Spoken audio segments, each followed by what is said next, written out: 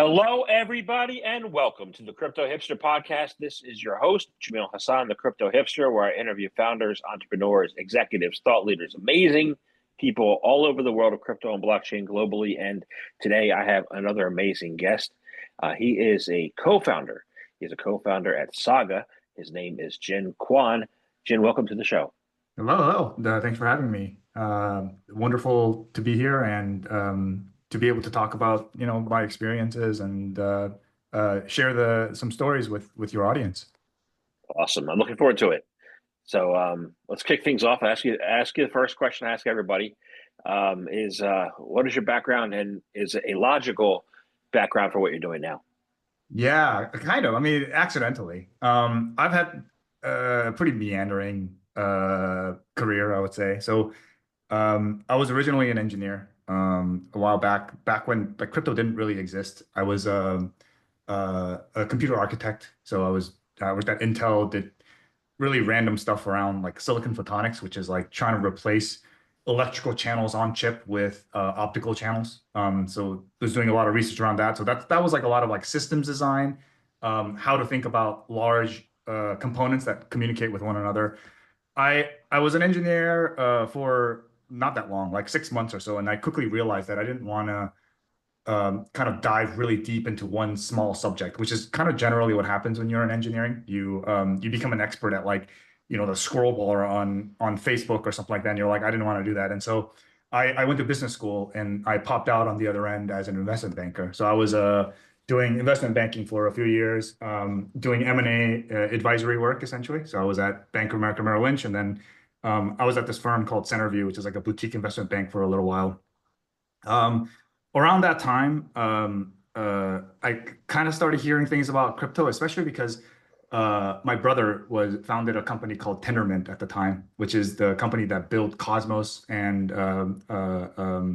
shipped, the Cosmos Hub and things like that. And so he was like, "Hey, you should come and start exploring a little bit about this crypto stuff because it's going to start blowing up." And so back in 2018, I kind of folded my chapter of my life from investment banking, and then decided to join Tendermint and grow kind of Cosmos. And then I was there for about a few years. And then recently I guess not recently, about 3 years ago, I left and co-founded Saga essentially to start building what Saga is today. So When were you at Centerview? Centerview, I was there 2016 to 2018. Okay. Yeah. All right. I was never there. I know people who were there. Oh, is that right? Yeah. So I was in the technology office. So Centerview used to do technology investment banking out of New York, and then they moved and opened an office out in Palo Alto. And so I was like one of the I guess it's not a founding member, but like one of the early people who joined essentially and grew that office essentially out of Palo Alto. Yeah, it's a cool firm. It was an interesting experience. I got to deal with a lot of kind of massive technology companies, which is pretty exciting ultimately. So Awesome. So now you're one of the co-founders of Saga. So I want to find out what Saga is all about, including your mission, your vision, how you see it playing in the future. yeah, so Saga is at the fundamental level, it's a layer one to launch layer ones. And so Cosmos is, it's a kind of like a code base that allows people to use to build new chains. A lot of people kind of misunderstand Cosmos because they don't know that a lot of their most popular chains out there actually use Cosmos in the background. But people kind of think of it as, Atom or the various ecosystems. But there's, BNB chain, for example, is powered by Cosmos. There's back in the day, Terra was powered by Cosmos. Obviously, that was giant and imploded. But the thing about app chains ultimately is that it's very complicated for someone to try to build their own kind of layer one or an app chain essentially today. And what Saga is we're trying to simplify all this into almost like a AWS experience, where if you, as a college student, let's say I want to create a website, you can go to AWS, you pay like $10, and then you get like a website essentially, and you can kind of start getting your website started immediately.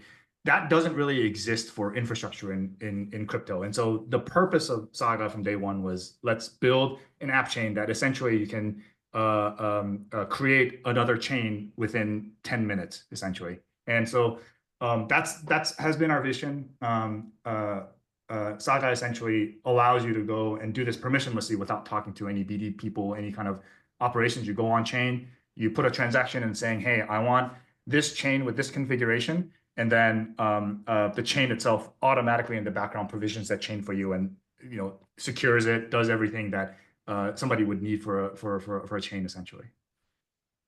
Got it. So app chains. I think Polkadot is an app chain. So how do you differ from them? Yeah, so Polkadot is interesting. I would say a lot of the times with these app chain models, the economics is what really differentiates ultimately. The flavor of app chain, what kind of technology it uses, really is not that important.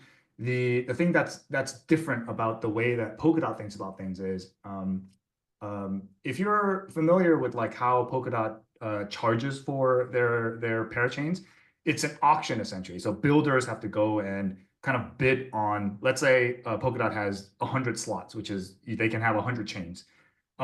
Builders have to go and fight for that 1 in 100, which is kind of inherently the same economic model as every other chain out there. Because if you think about it, if you go on Ethereum today and you deploy an application, whether your users can use your application is determined by a competition amongst the people who want to use your applications to pay gas, essentially, right? And what Polkadot is they did that except for the number of chains, essentially, instead of the actual gas ultimately for end users. What Saga does very differently, and philosophically, it's very, very different, is that we think chain provisioning and infrastructure is a commodity business. And we do not think that having people pay more and more and competing for that is a business model that really makes sense in any scale or any use case, essentially. And so what we do is we flip that around, essentially. And what we say is, humans are very good at provisioning infrastructure and compute. We are excellent at building data centers out there and giving access to that for very cheap. And so what we should do is we should build the economics such that it's a commodity business. So what we try to do is drive prices as low as possible and flip the model such that when someone pays, let's say, $500 per month, they can get a chain, essentially. They don't have to, it's just $500 a month. It never changes. It essentially is a recurring fee. And as soon as you stop paying, you essentially lose that chain. You have to pay again later when you want to turn on that chain again, essentially. And so the economic model is very, very different between other kind of app chain models versus Saga ultimately. Interesting. So commodity. That's a unique way to look at it, actually. Yeah, because if you think about it, like this is kind of the same cycle that cloud kind of went through as well, right? Like back in the day, the people who were able to build interesting applications were the ones who could build data centers, right? So, in the early days of the internet, Netflix had to build their own data center because AWS didn't really exist as a service back then, right? So people who could build interesting internet applications were also the ones who had enough capital to build these like multi-million-dollar data centers ultimately. Today is a little bit different, right? So turns out at the time, a lot of companies thought that mainframes and building data centers was like was the way to go, and that was the future. And a lot of those companies failed because they failed to realize that compute and infrastructure is always tends towards commodity. It is just kind of how reality has always become. And so you have to design your infrastructure to think ahead in terms of how the business will evolve into, which is, block space and blockchain is also going to become a commodity business. And so you might as well design your system such that it can accommodate that, essentially.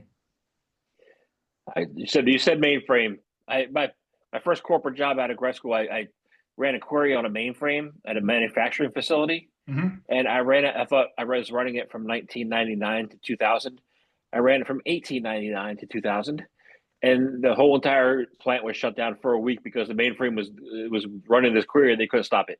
Yeah. And building that mainframe cost somebody like millions of dollars, right? So it's like a little ridiculous to, if you think about it today, like as I said, you can just, even though there are some outages with like AWS and stuff like that, but it's so much easier to kind of provision something. And I think all of this really started with it wasn't even Amazon that like really started this. It was Heroku actually that started this whole journey. And so, ultimately it's like I don't think blockchains right now, at least this iteration of it is the economics does not make a lot of sense in my head. It's a short transition period in which eventually once real use cases come into blockchain, as mentioned, all of it will drive down to commodity. And you can kind of see that happening with layer twos and other places where infrastructure cost is pretty cheap, right?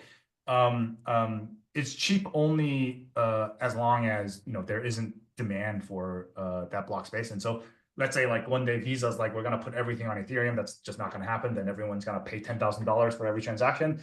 And so, you might as well just begin that journey already by assuming that this is going to become commodity, which then makes it easier to onboard mass scale applications essentially. So, Got it. So let's talk about those economics. Want to find out what the current state of DeFi economics are is are, and traditional why traditional staking models to achieve yield are no longer working so well. yeah. So, I mean, those are I would say two different questions. They're kind of related.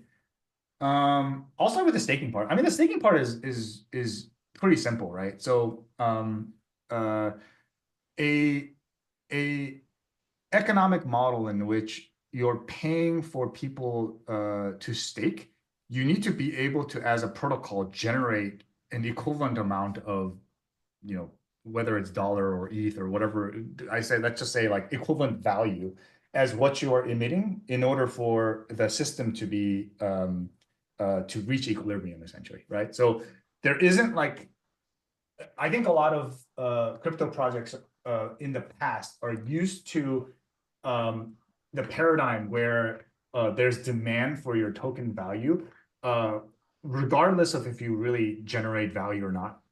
That is constantly going to shift because there is a kind of cascading situation where people get burned from protocol saying they're going to eventually create value but they don't create value, right? So this cycle started with a lot of implosions back in like 2021. And then if you take a look at this cycle, essentially, it's pretty similar where there's like meme coin cycle kind of started. People realized, okay, this is not really sustainable. So they leave that. They went to perps. Perps kind of imploded as well. And so there's this like cascading effect that there isn't going to be in the long run infinite supply of people who want to buy into your tokens just by existing essentially. And so staking is, it's just an emission, right? It's pretty simple to do. I'm not saying tokens are stocks, but if you kind of conceptually think about it, if you had a company that wasn't generating any revenue, but was issuing new stock that's doubling every few years, you can imagine what the stock price will do, right? Eventually, the fever for people who want to buy that stock will disappear and then it's going to plummet, right? And so this is just, crypto kind of running into the same situation ultimately. And so going back now to your first question, which is like, what is the state of DeFi? It's like, this is why, if you take a look at specific applications out today, the ones that are doing well is the ones that are able to generate revenue essentially and funnel that back into a token value. And so the equation is pretty simple. It's like you have staking rewards. It's like your protocol just needs to generate more yield than you're emitting essentially. And once you have that equation, then the model will work again. It's just it's harder to find ways to actually generate revenue, right? Than hype ultimately. So. So let's take an example of one that happened, something that happened recently. I'm sure you saw this. Cadena said we're shutting down the chain. The blockchain, of course, will still exist. But what if I mean, people think that Cadena, was involved in the perps, and they blew up as part of the industry. Blew up a couple of weeks ago, and there could be others we don't know about yet, right?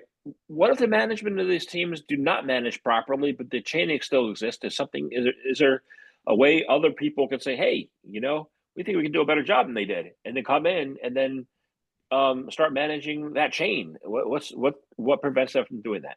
Yeah, it depends. It's really case by case. This has happened a lot before, right? Where if you kind of think about it, the OG Bitcoin kind of ran into the same situation, right? There was a founder. That founder is no longer there, or we don't know who it is, but the team that, took the banner and moved with it is a completely different group of people than the people who originally started it, right? So, it's possible, but a lot of the times, everything in the crypto ecosystem is kind of like a scale of how it begins and how it transitions essentially. Most crypto projects out there begin fairly centralized with an entity that needs to manage it and maintain it, right? Eventually down the line, it comes to a point where it's decentralized enough where there's a community of folks who will maintain it afterwards. But that middle point is a little tricky. It depends on how the project planned out the community, and a lot of the times, as far as I can see, the projects these days focus more on not transitioning later and later, essentially, to this model because I think back in the day, I would say like in 2020, there was like a how do I say this? A definite preference for having decentralization as a center tenant of a project was highly valued, whereas now it feels very different to me, which I find a little bit disappointing. But you know, I'm not the market. I'm not going to dictate how the market should react. So, it ultimately it's a lot of this has kind of come from, I would say, the move away from layer ones into these kind of roll-ups that really are much more centralized. And so, all of this I think is related to one another, where over time, people have started kind of building organizations a little bit more centralized because their infrastructure is also slightly more centralized. So it's like there's this like cascading effect that happens where everyone kind of rushes towards this more centralized approach. I mean, I think it's gonna pivot back into the other direction eventually, but it's just not the reality at the moment, essentially. So So let's talk about that approach, right? I believe at Saga, you propose a better, sustainable approach for real usage and liquidity flow, right? What's that like, and how do the mechanics of your approach work? yeah, so in the generally speaking, what most folks try to do is build walled gardens because that's the most efficient way of building a moat. And that walled garden is generally TVL. It's like what every crypto project tries to keep like within their little walled garden at all times.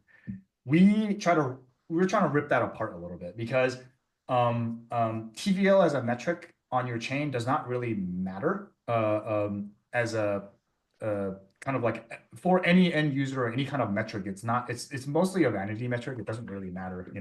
It's like subscriber count. Like who the hell cares, right? What you want to do is that flow that I just described, which is how much are you paying for infrastructure? How much are you earning in terms of revenue? That net difference is what matters ultimately. And TVL as a metric does allow you to generate more revenue on your model only if you use it properly, essentially. So what we're doing is we're building a model in which we're like flipping all this upside down. So um, to begin with, let me try to describe. It's a little bit complex, and so the way that we are building our DeFi ecosystem is the TVL that's inside of Saga. Essentially, we want to redeploy that TVL somewhere else and earn yield on it, essentially outside of the Saga ecosystem. And so, from our perspective, this technically does increase the TVL of everyone around us, but we don't care about that because what we're trying to do is import the yield opportunities from outside of Saga into Saga. And so let's say, for example, the best place to yield farm, let's say, is Ethereum mainnet. Why would you not want to tap into that ecosystem and import that yield opportunity into your ecosystem? I don't know why other folks are not really thinking too much about this. This is the model in which we have a way of doing it. And so we have a protocol called Colt coming out, essentially, which is what's called a reserve protocol. So when someone brings in a stable coin from outside of the ecosystem into our ecosystem, it first goes through this protocol called Colt, essentially. And let's say, for example, you have USDC. You want to bring USDC into Saga to do something, anything you want. You're not going to be able to use that USDC directly on Saga. What we have is Colt essentially holds that USDC, and then it will issue a stable coin called D, essentially. You can use D within the Saga ecosystem and do whatever you want with it, essentially. In the background, what Colt does is that USDC you brought in, we will convert that into a yield-bearing equivalent in the background, essentially. So it will no longer hold USDC. It will hold, in certain scenarios, we partnered with YieldFi. So there's this stable coin called YUSD, which is a yield-bearing version of USDC, essentially. And the protocol itself essentially earns on the capital basis of all assets that has flowed into the system, essentially. And so we've disconnected now the asset that's trading and creating activity in Saga, and we are using that as a way to essentially build and bring in yield from outside of the ecosystem in, which grows the value of the entire ecosystem. And so from our perspective, that this is like kind of like the model. We import the best yield from outside of the ecosystem in, we import the best assets that can be used at, and then what Saga will be is the meeting point in between the two that allows people to do really interesting things with assets to earn the yield, essentially. And that's how we're thinking about our ecosystem for DeFi. Okay, so let me see if I got this right. Your yield is going to be pegged to a floating basket of what investments come into the system instead of like another stable coin or like a US Treasury risk-free rate. It would be like from whatever combination of investments that come into your platform. Yeah, or whatever combinations of like yield opportunities outside. So like what Colt does is, let's say Colt has like $10 million of USDC as reserve, essentially, that various users have brought in. It will convert that reserve. It will look in the entire crypto ecosystem and be like, okay, maybe Berachain has the best yield right now. So what we're gonna do is we're gonna figure out a way to get our US dollars and earn yield on Berachain, for example. When you do that, what ends up happening is what generally speaking protocols do is everyone just tries to out incentivize each other. So let's say Berachain is spraying their staking tokens to try to like incentivize TVL because they're trying to create that moat. They're like, we want people to come in with their dollars and stay in here, right? What we can do is we can try to compete against that, which then would be like everyone is just trying to outpay each other, which is like kind of the model that everyone is going towards. Or we just sit here and go, wait a second, why are we doing this? We're just gonna kind of take that yield and we're gonna bring it in here, essentially. And that's the model that we instead decided to do. And so what Colt will do is over time constantly look at the best yield opportunities out in the world and essentially yield farm on behalf of the user, essentially, and find the best places. So the user just has to take that D and deploy on Saga, and you will earn the best yield because Colt itself is constantly moving assets to the best places to earn yield ultimately. So we get to import the best yield, and the user never has to go and like research this. They don't have to go out and change assets every 3 months because the best yield opportunity is somewhere else.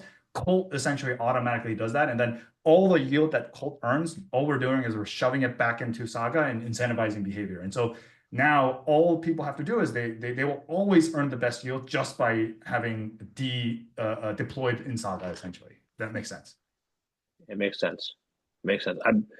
My team and I, AIG, built something similar where the risk and then the investment managers could pick the yield they wanted, based on the instruments and stuff. So I know it's a lot of development work you did. Yeah. I mean, it's like it's one of those things where DeFi and crypto moves very quickly. It's a lot faster than most ecosystems. And so where the best yield is like something that is not very obvious to a lot of users. And you have to constantly research and you have to keep moving assets back and forth constantly. And so from our perspective, we're like, wait, why don't we just build essentially a system that just does that for you? you just deploy once in Saga, and Saga, the protocol itself will go and hunt out the best places and the safest places to earn yield, and the users don't have to worry about it. And that's the model that we've essentially developed with that we're launching, I think, next week. So that's quite exciting in my opinion. All right. I think it's pretty cool. Now, I might have one concern, and I want to see how you're different here. We ran into some problems back in 2022 where some managers, like Celsius, I was a Celsius customer, where they would rehypothecate people's investments, right? And they lost on the yield farming and they had to go bankrupt. So what's the risk there? What's the difference between you and that situation? And what risks are people taking on for themselves, or are you fully taking on the whole risk for the clients? Yeah. So the difference is Celsius was, and this is the problem. This is why crypto is amazing. Is when you gave money to Celsius, you had no idea what the fuck was going on. Oh, sorry. I don't know if language is a problem, but you have no idea what's going on, right? So here, everything is on chain. Everything is monitorable. So when, let's say, I mentioned you're going to bring in USDC to, let's say, yield farm on Saga and convert to D. That USDC you can see is in a wallet.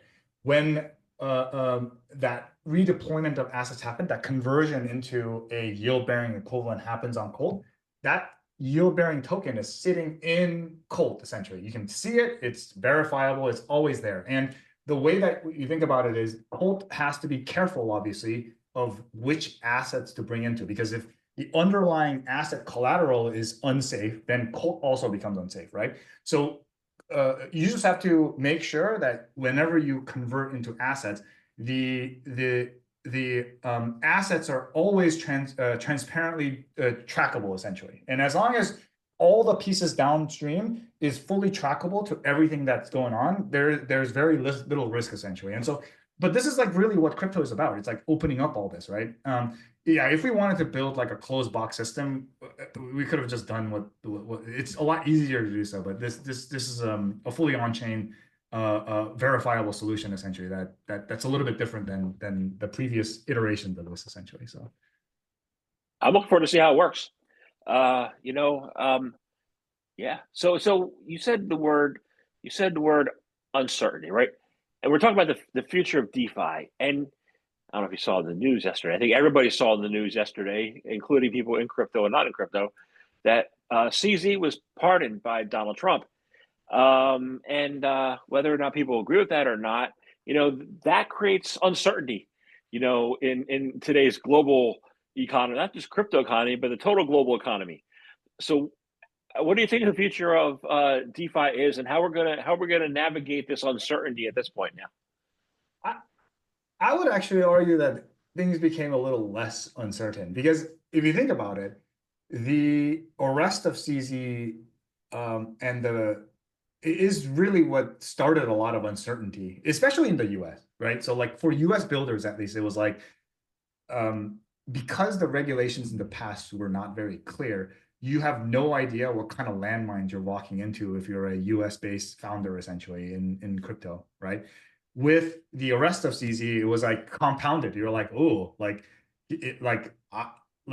an exchange like Binance touches everything. So it's like, if you accidentally trigger something while operating Binance US, it's like, that's going to be the same situation in DeFi. And so now with, at least in my opinion, like with the recent kind of trying to make the regulations a little bit more defined, and also with this pardon, essentially, it kind of signals that we're moving towards a point where things are a little less uncertain, at least for builders for the US. Rest of the world, kind of the same. But I ultimately think this is a good thing. It's regulations is something that it takes time for it to catch up, and DeFi is always kind of on the cutting edge, and so we were always kind of in a space where it's a little bit uncertain, and you have to be okay with embracing a little bit of that. So I didn't look at it from a builder perspective. I was looking at it only from an investor perspective, and mainly from people who like 1000x. And yeah. But that's not me. I think if you think about it, though, like there's not a lot of risk for users or investors here. Like not in terms of dollar value. I meant like regulatory risk. It was always builders that was in my opinion the biggest problems. Biggest like landmines were like, if you think about it, like who are the people who are arrested? Is Tornado Cash developers? Is Binance who are building tools? Right? Like it's that. And so I think that is the biggest thing that the U.S. kind of needs to solve is this uncertainty around builders. And once the builders are able to come in, then users are is a little bit, it will flow in and make it a lot easier essentially for end users. So a lot of builders over the years have left and gone to Dubai and other places. So you think Yeah. this will give them an opportunity to come back, well, if they want to the U.S. Yeah. I mean, I'm a US based builder. I've always been US based, and I think the direction of embracing decentralized finance and crypto in general, and making that part of a nation strategy, I think is a good idea because that's where it's going to happen regardless if you embrace it or not, in my opinion. So Got it. That makes sense. Well, that's great news. So um, I want to thank you, very much for your time today. It's been a wonderful conversation. I enjoyed it, and I have one last question for you. It's how can people find out more information about you, about Saga? How can they begin to use your platform, once you're live and get the best yield? How can they do that? yeah. The best place to come would be like every other crypto project is, our Twitter or X essentially. We'll put a lot of information on there. I think the protocols that are coming live, they have kind of profiles as there. We're going to retweet all their stuff, but the builders essentially will have guides. They will have places to go, Discords for help, and so just reach out. Our team is pretty friendly in general, and so if you want to go and learn a little bit more, you can always go to Saga.xyz is our website that has information, but really DeFi and yield farming and having conversations, it's best to do it in a more of a social platform. So join our X, follow our X, join our Discord. There's a pretty good community there. So Awesome. Thank you very much for your time today. wonderful. Thanks, man.